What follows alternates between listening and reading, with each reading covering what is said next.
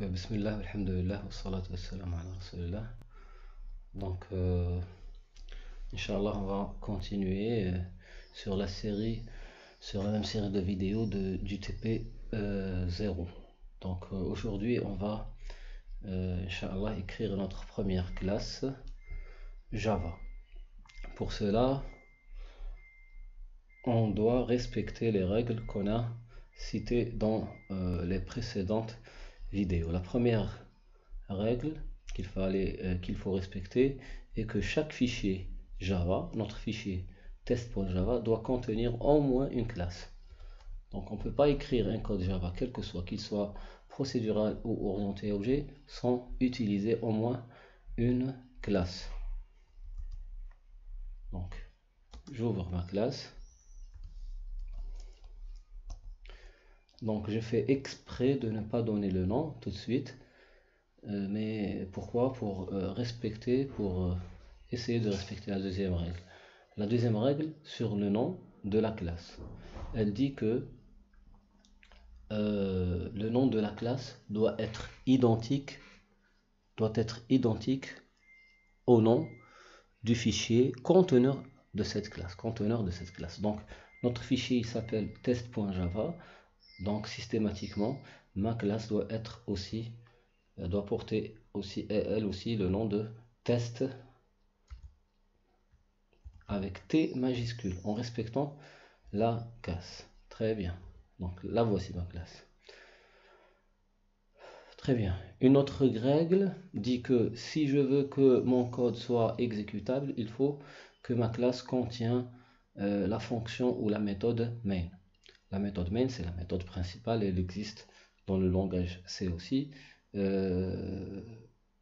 Mais dans le langage Java, elle a une signature spécifique qu'il faut respecter et elle est toujours la même. Donc la signature de la méthode main, elle est la suivante: public static void main. Public static void main et void, donc elle n'a pas de type de retour. Contrairement au langage C où on peut utiliser le main avec un type de retour entier. D'accord, très bien.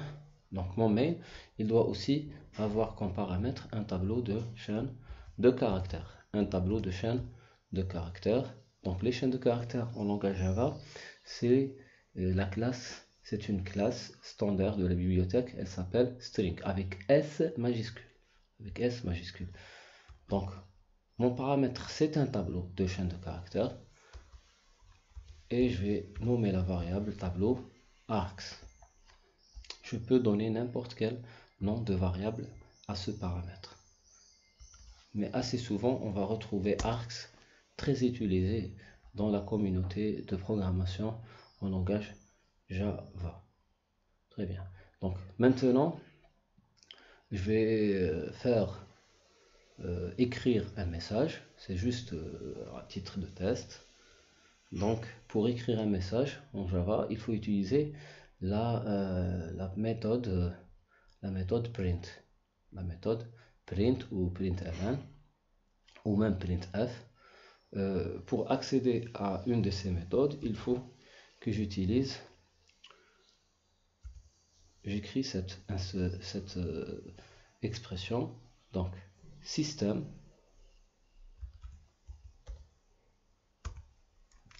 avec S majuscule out.print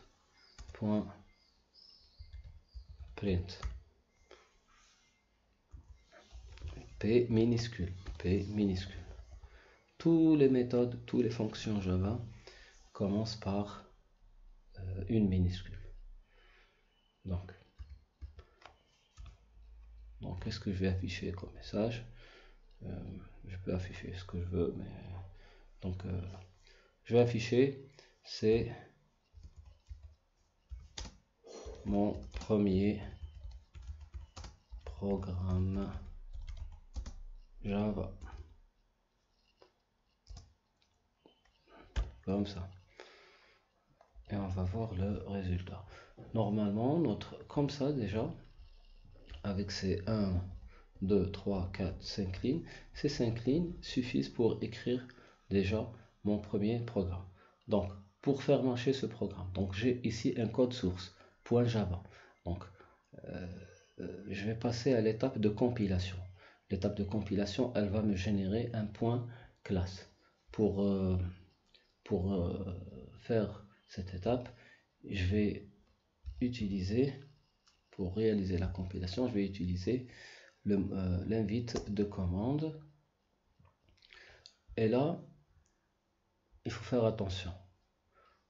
Il faut que je me situe. Si je veux compiler un fichier, par exemple le fichier test.java, je ne peux pas le compiler alors que je suis sur le répertoire Acer. Il faut que je me retrouve sur le même répertoire où il existe le fichier. Donc le répertoire où existe le fichier test.java, c'est tpjava. Donc je vais accéder à tpjava. Donc pour accéder à tpjava, premièrement, il faut que j'accède à desktop. Donc cd desktop. D'accord. Je me trompe. Donc cd desktop top comme ça. cd tp java. Remarquez que j'utilise TP en minuscule parce que le système d'exploitation Windows sur les noms des répertoires et des fichiers, il n'est pas sensible à la casse. Mais ceux qui vont travailler par exemple avec Linux, il faut qu'ils fassent attention. Pourquoi? Parce que Linux, il fait la différence entre deux répertoires. Par exemple, si je donne un répertoire TP avec T majuscule et un autre répertoire TP avec T minuscule, pour Linux, c'est deux répertoires différents. Alors que pour Windows, c'est le même répertoire. Très bien. Maintenant, je peux compiler. Pour compiler, je dois utiliser la commande, le compilateur. J'appelle le compilateur Java, c'est Java Compiler, donc Java C espace. Le nom du fichier, c'est test avec T majuscule .java.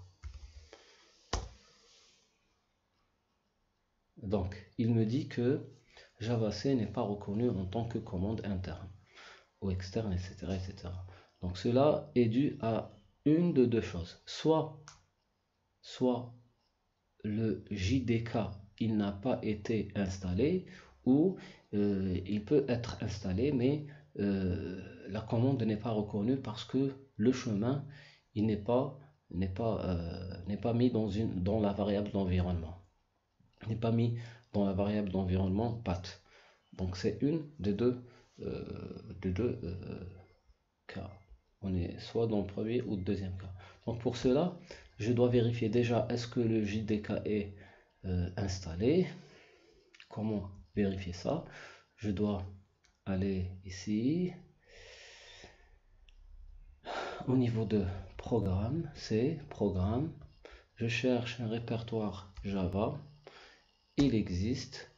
Donc je cherche est-ce qu'il existe dans le répertoire Java un répertoire JDK avec une série de numéros de la version. Donc ici c'est JDK version 8, 1.8. Donc on appelle ça JDK 8, mais c'est le 1.8. Donc très bien, le JDK il est installé. Très bien, donc qu'est-ce que je vais faire?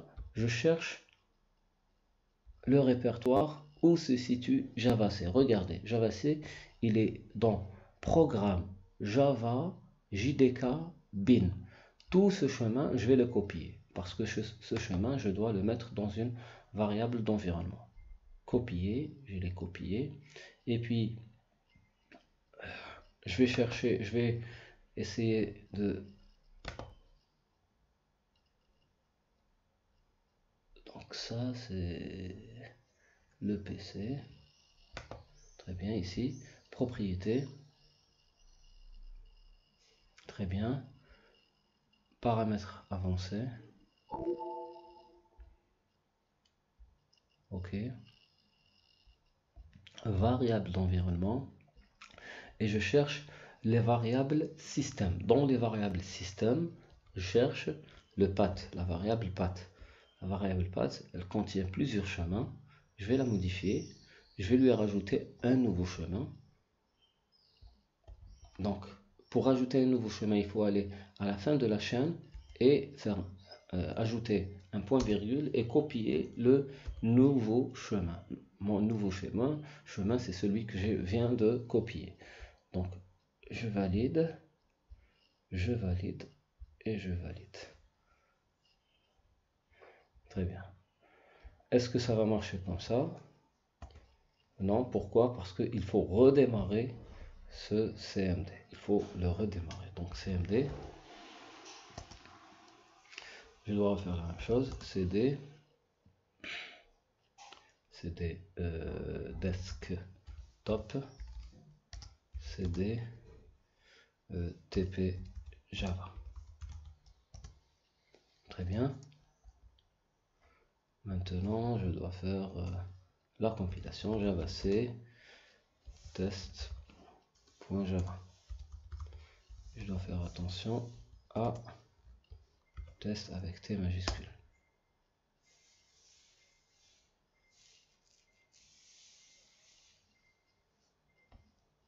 Ce n'est pas reconnu. Pourquoi?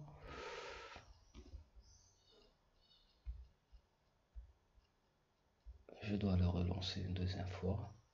Est-ce que j'ai validé? J'ai validé.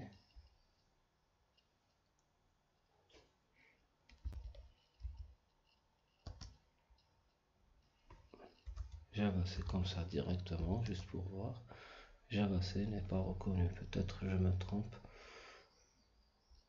Je vais revoir. Est-ce que ça s'est bien passé? Variable d'environnement.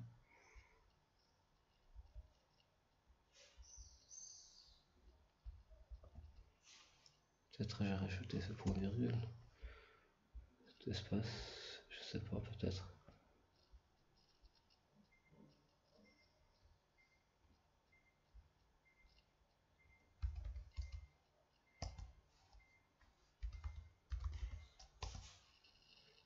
Très bien. C'était le petit espace que j'ai rajouté dans le path. Dans le path, il fallait pas que je le fasse. Donc cd cd java c, cd plutôt desktop,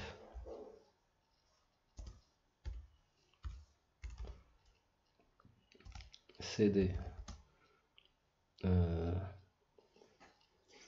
TP Java, TPS Java, très bien, et javac test.java.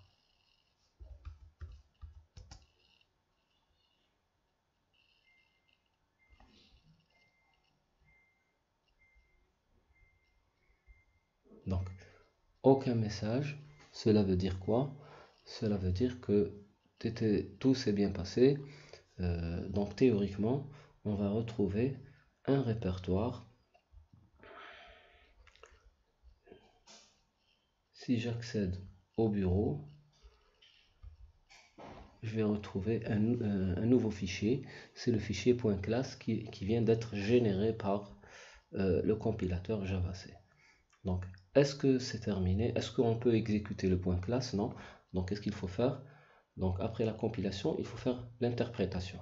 Donc, j'interprète le fichier test.class avec l'outil Java. C'est l'interpréteur. Est-ce que je dois rajouter .class? Non. Ça serait une erreur. Donc, je vais faire comme ça. Et il m'affiche, c'est mon premier programme Java. Très bien. Donc, on revient ici.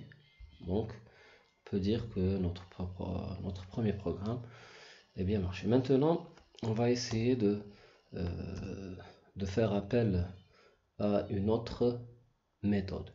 Si je crée une autre méthode, donc je vais essayer de faire du procédural. Là, comme si je programme dans le langage C, je vais faire appel à une fonction dans le main. Cette fonction, je dois la déclarer juste à l'intérieur de la classe. Donc, je déclare je déclare je vais réaliser une fonction qui fait juste la somme entre deux nombres. Donc, la somme entre deux nombres. Donc, je dois précéder, si je veux faire du procédural, on a dit qu'il y a une règle, elle dit que toute fonction, si je dois faire de la procédurale, il suffit de rajouter au début, donc je précède la déclaration de la fonction par le mot-clé statique. Donc statique, le type de retour de la somme, je vais supposer qu'il s'agit d'entier, donc int sum, et je déclare int a, int b,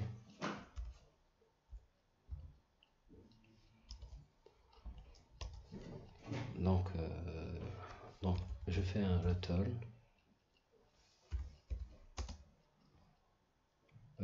quoi, a plus b, tout simplement. Donc si je dois faire appel à cette fonction, qu'est-ce que je vais faire? Donc juste ici, je déclare par exemple d'un nombre int x égale comme ça, virgule y égale. Ça, c'est exactement la syntaxe du langage C. Je donne un autre nombre, point virgule. Très bien. Et je fais appel, je déclare une variable s égale, reçoit quoi? On reçoit l'appel de la fonction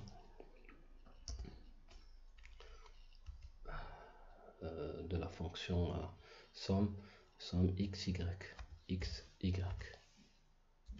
Et puis j'affiche, donc je vais faire, je copie, je colle et je modifie l'affichage. Donc qu'est-ce que je vais afficher? Je vais afficher x plus y, donc x la valeur de la variable, donc c'est pour ça, donc la somme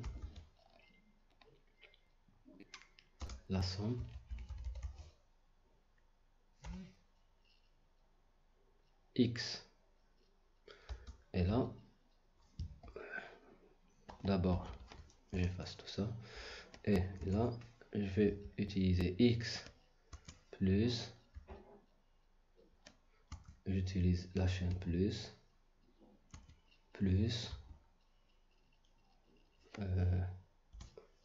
y la variable plus égale la chaîne plus la variable s qui représente la somme. Donc ici, qu'est-ce que j'ai fait? J'ai ma première chaîne, la somme. Je vais la concaténer avec la deuxième chaîne qui est x. X c'est un nombre, mais il va être converti en une chaîne. comment dirais-je, راح يترجموا راح يحولوا chaîne de caractères. Très bien. Et ici le plus, il va aussi concaténer, ça c'est le plus en tant que chaîne de caractères. Et puis il va lui rajouter la variable. Et puis il va rajouter le égal en tant que chaîne de caractères. Puis il va lui rajouter, lui concaténer le s en tant que chaîne de caractères. Bien sûr, les trois sont des variables numériques, mais il va les convertir à des chaînes de caractères. Très bien. Juste pour que je puisse faire un retour à la ligne, je peux utiliser comme le langage C, le anti-slash n. D'accord? Soit j'utilise le anti-slash n, soit je fais le print ln. Une des deux. Je peux choisir une des deux. Je vais utiliser le print ln pour découvrir cette méthode. L'anti-slash n, normalement vous le connaissez, c'est exactement comme le langage C. Donc je dois faire un enregistrement, donc j'enregistre et puis je reviens. Très bien. Maintenant je dois recompiler à nouveau parce que les modifications, pour qu'elles prennent effet, il faut que je recompile la dernière version du fichier test.java. Donc je recompile. Donc Java c'est test.java.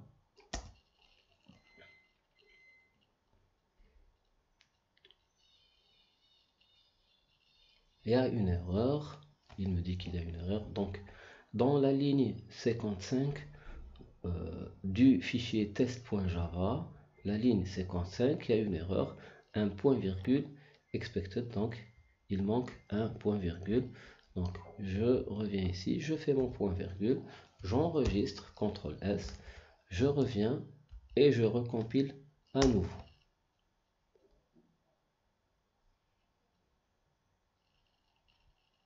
J'attends. Donc il n'y a pas de message, donc tout s'est bien passé, très bien. Donc la prochaine étape c'est Java test. Java test, c'est l'appel de l'interpréteur. Interpréter le test.class.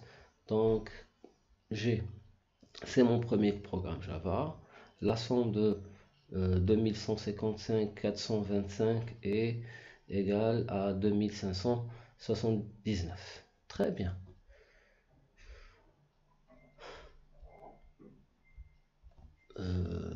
On a une vingtaine de minutes, donc je vais m'arrêter ici. La prochaine fois, donc il nous reste normalement une seule vidéo. Je pense que normalement une seule vidéo ne suffit pour terminer cette série de TP0 de la découverte sur la découverte du langage Java. Donc je vous recommande fortement de réaliser vous-même ce TP et Inch'Allah à la prochaine. Salam alaikum.